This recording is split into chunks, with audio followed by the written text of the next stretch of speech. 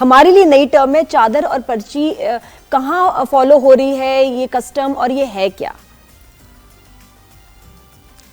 دیکھیے بنو کے علاقے میں KPK کے اندر چادر اور پرچی کے نام کی روایت ہے جس کے الٹیمیٹ رزلٹ کے طور پہ جو خاتون ہے کوئی بھی وہ جائیداد سے محروم کر دی جاتی ہے اور اسے جائیداد نہیں دی جاتی۔ بالعموم ہم بر صغیر کے معاشرے میں یہی دیکھتے ہیں کہ بر صغیر میں خواتین کو جائیداد میں عمومی طور پہ حصہ نہیں دیا جاتا، اور اگر کہیں پہ کوئی دینے کی کوشش بھی کرتا ہے تو اسے روک دیا جاتا ہے۔ اور اس کے ساتھ ساتھ جب کبھی جائیداد کی تقسیم کے بعد بھائیوں سے پوچھا جائے تو بھائی اکثر یہ کہتے ہوئے نظر آتے ہیں کہ ہماری بہنوں نے ہمیں حصہ دے دیا۔ حقیقت یہ ہے کہ اگر کوئی بہن اپنے بھائی کو حصہ دینا چاہتی بھی ہے تو پہلے آپ تمام چیزیں اس کے ہاتھ میں دیجئے، اسے اس کا مالک بنائیے، اور مالک بنانے کے بعد پھر دیکھیے کہ کیا وہ واقعتاً اپنے بھائیوں کو اپنا حصہ دیتی ہے یا نہیں دیتی ہے۔ اچھا، تو پہلے یعنی اس کے نام پہ ٹرانسفر ہو چیزیں، پھر وہ آگے ٹرانسفر کرنا چاہے تو اس کی مرضی۔ اچھا، صحیح، چاہے تو پھر اس کی مرضی ہے۔ اور جب ایسا ایک دفعہ ٹرانسفر ہو جائے گا تو میرا نہیں خیال ہے کہ کوئی بھی پھر بہن اپنے نام منتقل ہونے والی شے کو اپنے بھائی کو آگے ٹرانسفر کر دے یا دے دے۔ ہو سکتا ہے کہ 2-4 جگہوں پہ کوئی ایسا واقعہ پیش آ بھی جائے، لیکن اکثر پھر بہنیں مطلقاً اپنے اس اختیار کو استعمال کریں گی اس شے پر۔ بنیادی طور پہ ہمارا ملک بلا شبہ اسلامی ملک ہے، اور یہاں پر ہم اپنی عبادات میں پریکٹس بھی اسلام کے مطابق کرتے ہوئے نظر آتے ہیں، لیکن جو ہمارا سماج ہے اور جو ہمارے سماج میں رسم و رواج ہیں ان کا تعلق اسلام کے ساتھ نہیں ہے، اس کا تعلق اس لوکل ایریا زمین کے ساتھ ہے، اور اس زمین پہ رہتے ہوئے جو سماجی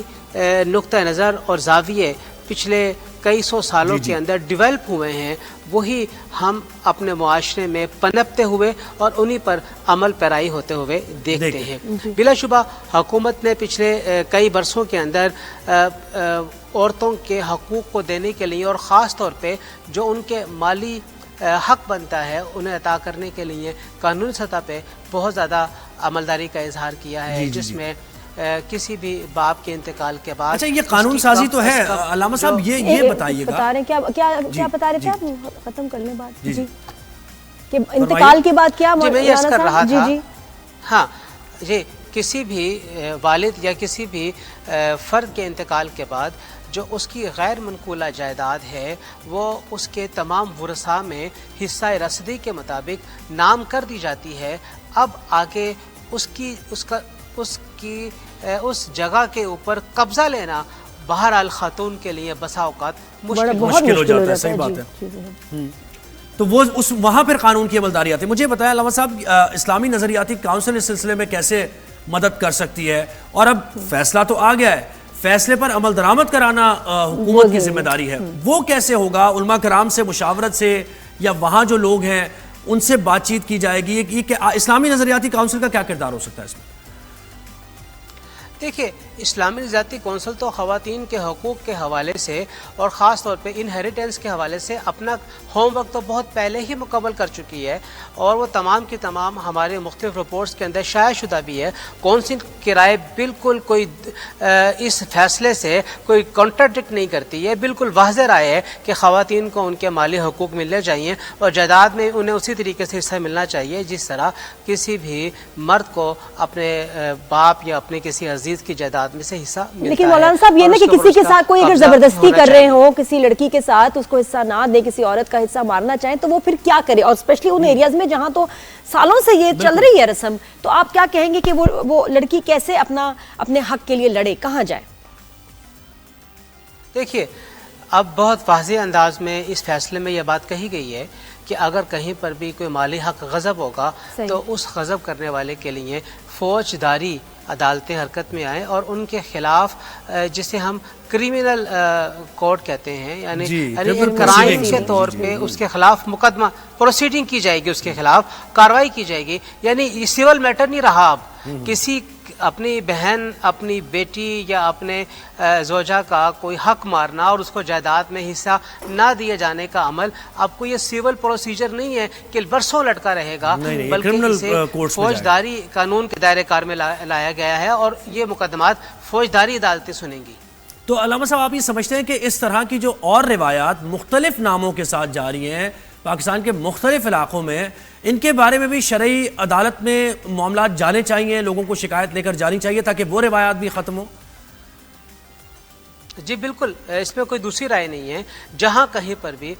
کسی بھی مقامی رسم اور رواج جو کہ شریعت کے ساتھ براہ راست متصادم نظر آتی ہے، ٹکراتی ہے، وہاں کے افراد یقینی طور پہ اس کو اٹھائیں۔ جیسے ونی کے معاملات ہیں، ونی کر دیا جاتا ہے، قرآن سے شادی کر دی جاتی ہے اور کاروکاری کر دیا، ہاں اسی طریقے سے اور دیگر معاملات، جی ہاں، یہ تمام کے تمام ان کو اٹھایا جانا چاہیے اور اس کے لیے اقدام کیا جانا چاہیے۔ اور یہاں پہ میں علماء کرام سے یہ گزارش کروں گا کہ وہ اپنے جمعے کے خطبات میں لازمی طور پہ اکثر اس طرف عامت الناس کو متوجہ کریں کہ وہ اپنے خواتین کو، اپنے خاندان کی خواتین کو ان کا جو جائیداد میں حصہ بنتا ہے اسے دلانے کے لیے بھرپور طریقے سے اقدام کریں۔ کیونکہ دیکھیں ایک شخص اگر زیادتی کر رہے ہیں تو ان کو دوسرے لوگ تو روکیں گے نا کہ بھئی یہ غلط ہے، یہ اللیگل ہے، تم غلط کام کر رہے ہو، تو اس لیے واقعی روکا جانا چاہیے۔ جب آپ کے مسجد کے امام ایسے بتائیں گے تو پھر لوگوں میں لیکن پرابلم تو وہاں یہی ہے نا کہ وہ برادری اتنی اسٹرانگ ہوتی ہے، وہ قبیلہ اتنا اسٹرانگ ہوتا ہے کہ وہ کہتا ہے کہ ٹھیک ہے اگر تمہیں نہیں ماننا تو تم نکل جاؤ قبیلے سے، اور ایون مار بھی دیتے ہیں۔ بہت سے ہم نے دیکھا ہے پسند کی شادی کے معاملات میں ایسا ہوتا ہے۔ جی بالکل آپ کی بات بجا ہے، لیکن عمومی طور پہ یہ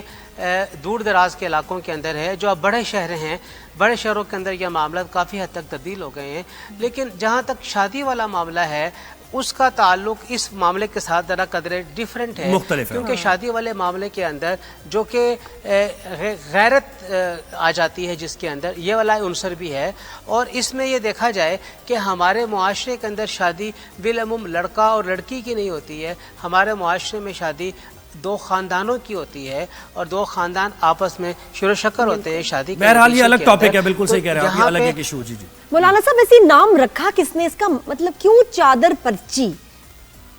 یہ میں نے ڈھونڈنے کی بھی کوشش کی آن لائن کہ اس کا کیا مطلب ہے، کہیں کوئی مطلب نہیں ہے اس کا۔ یہ تو ہمارے لیے بھی سچی بات ہے،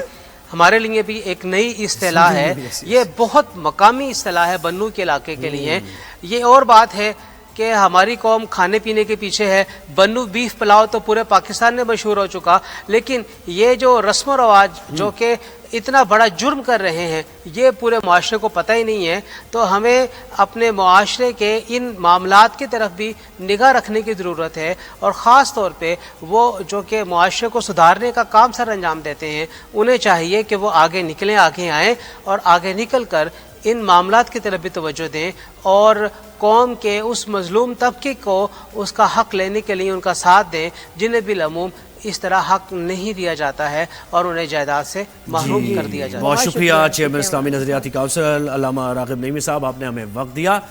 اور دیکھیں اب یہ ایک خوشائند بات اس لیے بھی ہے کہ کرمنل پروسیڈنگز ہوں گی، یعنی ایک پہلے تو سول ہوتا تھا معاملہ کے جائیداد کے معاملات میں سول عدالت چل رہی ہے اور وہ ایک نے اگر کیس کیا اس کا پوتا اور آگے چل کر معاملات چلتے ہی جاتے ہیں، سٹے ہوتا ہے پراپرٹی پہ، لیکن اب یہ سمجھے فوجداری مقدمات۔ کیونکہ دیکھیے پہلے تو وہی ہوتا تھا کہ جو شادی شدہ بچی بھی ہے، جو عورت ہے، اس کے گھر والے کچھ نہیں کر سکتے تھے کہ بھئی کیا کریں۔ اب ایٹ لیسٹ ان کو پتا ہے کہ ہم ان کی فیملی کے خلاف جو ہے کیس کر سکتے ہیں، تو لڑکی کی، عورت کی کتنی اسٹرانگ پوزیشن ہو۔ اور یہ بھی بڑی اچھی انہوں نے بات کی کہ پہلے حق دو، اس کے بعد اگر وہ سرنڈر کر رہی ہے ولفل، یعنی وہ کہہ رہی ہے کہ ٹھیک ہے میں دے دیتی ہوں، تو پہلے اس کو رائٹ تو دیں آپ،